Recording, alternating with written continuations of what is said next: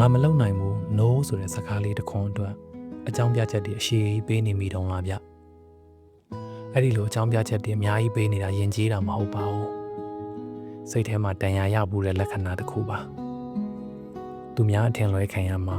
အစွန့်ပစ်ခံရမှာအရမ်းကြောက်နေလို့တစ်ဖက်လူရဲ့စိတ်ကိုထိန်းချုပ်ခြင်းနဲ့ဇောနဲ့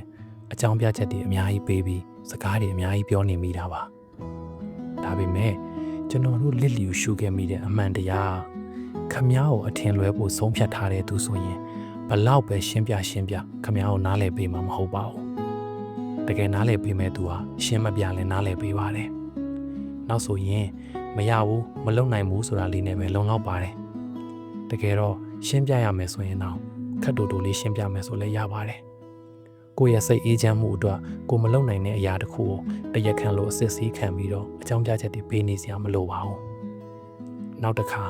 ဘာကိစ္စအတွက်ဖြစ်ဖြစ်အကြောင်းပြချက်တွေအရှိကြီးပေးမိတော့မယ်ဆိုရင်ဒါလေးကိုသတိရလိုက်ပါခင်ဗျားရဲ့အတွေ့အကြုံလေးတွေအမြင်လေးတွေကိုလည်း comment မှာမျှဝေသွားလို့ရပါတယ်ကျေးဇူးတင်ပါတယ်